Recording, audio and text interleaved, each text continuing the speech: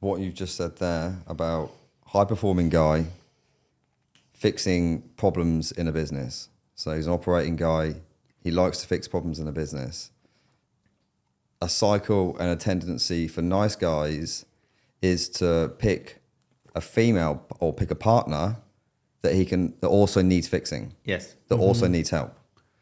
Because he will see, I can fix the problems there. So like the cycle continues from business into personal relationships.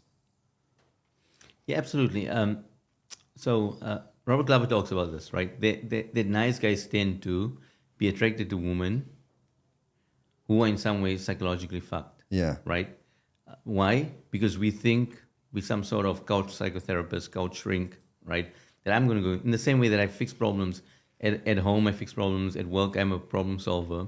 So my partner, my spouse, well, guess what? It's my job to fix her. Because if I fix her, well, then she'll be happy. And if she's happy, she'll accept me, she'll approve of me, right? Without realizing that the person that actually needs to be fixed is us. We need to work less on other people's fixing and more on fixing ourselves. Yeah, that's true. Because if the nice guy knows exactly what he wants, specifically exactly where he's going, exactly what he wants, and has real self-belief in that, and has self-respect that he is deserving of all of that, the approval is from himself, he won't look to go and fix another woman's problems. Yeah, absolutely. So how does a nice guy fix his patterns? And this is something that a lot of guys might be listening to this thinking, hang on a second, I can really resonate with some of the things that have been shared. I can see where I'm making these covert contracts. I can see where I'm a people pleaser. I can see where I won't have conflict or I have no boundaries. Okay, maybe I've got a little bit of nice guy tendencies to fix. What would I do? And my own experience was, the first of all was name it to tame it. I think the actual term nice guy, most guys will hear that and go, of course I want to be a nice guy. Of course I want to be a nice to my partner. Of course I want my partner to like me. And I think that's the first thing to address, is that being a nice guy is not being a good guy. A good, kind, direct, conscious man will have conflict. He will be direct. He will put his needs first, and he will say, no, I don't want to do that. He'll also have boundaries saying, well, that's okay and that's not okay. So the first thing is naming it. It's like, actually, do you know what? Yeah, I've got some work to do here. Yeah. And the second thing is that a lot of guys have isolated themselves to the point where they need the approval of their partner so much because they haven't got a social support network. A lot of guys in Awakened Man and Heroic Man, the reason that they've made massive life changes, where they've made career changes, sometimes relationship changes, sometimes changes in their health and their body, they need the approval of their partner less because they've got that group of guys. And like, that's something I didn't even realize until recently. A lot of the men, before they had the groups that we provide, the community and the men's group, is that they didn't have anyone else. They didn't have a network of friends. Their school friends had gone off and gone on their own paths. They were isolated. They were lonely. Or they were in a leadership position and they didn't have that echo chamber or people to challenge them. So the first thing for me, if you want to work and fix these nice guy traits, is get around a solid group of conscious men. Yeah, the key word there is conscious guys, is solid guys. Because here's the thing, and this is what I've seen with guys that have come into our group, is that because the number one thing to help with this nice guy tendency is self-approval, self-respect. When you come into a bunch of guys that are grounded, they're conscious, they know where they're going in life, if you bring up shit that's going on in your life, some of your shame, something that you're fucking embarrassed about, shameful about, more often than not, a lot of the guys be like, thanks for sharing, mate, appreciate that, right, how are you going to go and fix it? And it's nowhere near as bad as you think it's going to be. So that fucking deep-rooted shame that you felt about whatever that is, it's not that bad. the guys don't make you feel bad about it. They might call you on a bit of bullshit, but they don't let you fucking weep in it. And because of that, you're like, oh right, okay, well, I was shameful about that for the last 15 years, and actually it's not that bad because the guys didn't make me feel shit about it. And so your self-approval will go up because it's not that limiting on you. Yeah. I think a lot of guys model for motivating themselves to change is shame. I will shame myself into my body being different. Like, think about this, like you look in the mirror as a guy. So I had so many, actually male clients in the fitness world, they would come in and they would say really, really disgusting things to themselves about their body, thinking that was what was going to shame them into action. And I used to stop them saying, dude, like how long have you been talking like about your body? Oh, I've always hated my body. I'm like, stop it. It's clearly not working for you. And I think a lot of guys come into those groups thinking shaming myself into changing is going to work, but it doesn't. And so what they get when they actually enter that group of conscious men, they'll be like, hey, this is going on. It's really shitty. I feel horrible about this. And a couple of guys go, do you know what? I've been through that too. Me too. They get a shitload of empathy and they go, actually, I'm not broken. It's just a bit circumstantial and I can work on this.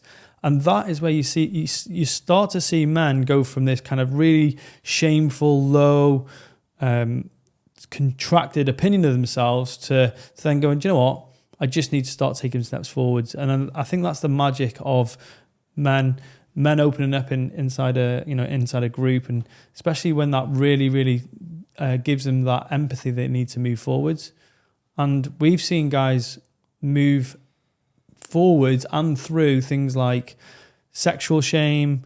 It can be body shame. It can be financial shame. It could be addictions and vices. There's plenty of alcoholic shame and drug addiction and these things that are going on behind the scenes that are kept a secret. Yeah. Okay, so let's just go back a bit, right? So you come to me. I'm a fit pro, or I'm a sports psychologist, and you say to me, well, let's talk about this. What's happening here? So you say to me, well, I'm not happy with the way my body looks. Maybe I have body dysmorphia, right? Well, what's the reason, right? So what do we say? Nice guys need two things. They need external validation. They need to be accepted, and they need to be approved, right? So what has happened is you've literally been brought to believe that if I have a nicer looking body, well then my partner will approve of me. Or that hot woman that I saw on the street, I will have the confidence to go up to her and talk to her. Why? Because if I'm overweight, well, why would a hot woman want to speak with a slob like me? So psychologists call this, what we've done is we've literally attached. What have we done? These behaviors, we've attached them to our personal value. So my sense of personal value, right, is attached to a specific behavior. Does it make sense to you? Right? So I believe that if I engage in a specific behavior, if I work out, if I go to the gym, if I steam my clothes if I'm immaculate before I go to work, my suit is starched, it's steamed, my hair is done, I've done my facial mask, whatever, and I go to work, well then guess what? I will look awesome, and people at work will accept me. And so I've now attached what? I've attached my sense of personal my sense of personal worth to the behavior. If I go to the gym and I have a six pack, I'm ripped, I'm toned, well, people will accept me. So I've attached what? I've attached my sense of personal well-being and my sense of being valued to the behavior. Does it make sense to you guys, right? And so for nice men, what we need to do first is to make a list of all of the behaviors that we've created attachments for. Like, what are those behaviors, right? And the first thing then is to say, well, which of these behaviors, right, if I stop doing it, if I stop attaching so much to it, right, would I be able to give up, right, and not give a fuck what others think? I think that a lot of guys would find that really difficult. I think that's why you need that support system to do that work. You know, it's not to do that work where you're saying, well, actually, do you know what, I'm going to start. But see, do you see what you just said? right? We are attached to, so the Buddhists talk about this, right? I disagree. I don't. I think no, that I'm not when saying you, but so men yeah. men believe this, right? We've attached to the fact that it should be easy, that I don't need to do the hard work, right? We believe that somehow we are free from doing the hard work. So my attachment is to the outcome. What is the outcome? The outcome is that I should be validated, I should be accepted, I should be a great guy without having to do the hard work. Does this make sense to you? So most of us as men, we attach to the outcome. The outcome should be easy, right? And so Phil starts, right? The order of the tools talks about this idea that no matter what you do, right, you will never be exonerated. You'll never be exonerated from doing the hard work. The outcome, whatever outcome you're looking for, right? To stop being a nice guy, to stop being attached to all those behaviors, right? Literally requires of us that we need to do the hard work. So, but most men won't do the hard work. You know why? Yeah, but They won't make an effort to stop being a nice guy because they have an attachment to things being easy. Yeah, but what I mean, and I agree with your point, but what I mean by the support network is that when I realized that conflict in my relationship I was avoiding that. I was like, that was something I avoided because I had that, I'd want happy, easy life. That's what I was going for. That was okay, if I have a happy, easy life, I'll be happy. So conflict was tough for me. So when I would go into conflict and I would fall out with my partner and I wanted to make sense of that, I think that having a support network, a male support network. Yeah, but you see, I won't join them. I won't join support. Do you know why I won't join one? Because if I join a group like the Awakened Men, right, and the men in the group call me out for my nice guy behavior, well, what does that say? Well, that says to me that they're not approving of me. They've rejected me. Yeah. They've said that I'm not good enough, right? Now I have to do the hard work to convince them that I'm a fucking great guy. I'm a good guy, right? It's too much work. So rather, not join a program, not put myself open to scrutiny, not allow myself to be vulnerable. Yeah, I think that's something that I don't want to be. I don't want this new group to reject me. Yeah, I think that's what the important distinction here is, though. I think when I reference the word support, and I think that this is maybe misinterpreted, but I see support as challenge and the arm around the shoulder. And I think, especially in the last 2 years, having led the men in the Awakened Man, is that men respond way, way quicker to challenge because they've had the support. And I think that's what I was trying to say earlier on, is that they've had the support. They've had the people saying, oh, it's okay, you can do it. And it hasn't really got them anywhere. And actually, it's the challenge version of support saying, hey, listen, you messed up. Now step it the fuck up, crack on. That I've seen, guys really respond well to that, don't they? They're like, that's what they love about the having a group of men saying, well, actually, do you know what? I get a couple of moments where guys recognize that I'm in a struggle, but then I get told to crack it the fuck on. I'm getting back up quicker. And we talk about this quite a lot, is that success ultimately isn't about getting knocked down. It's about the speed at which you can get back up.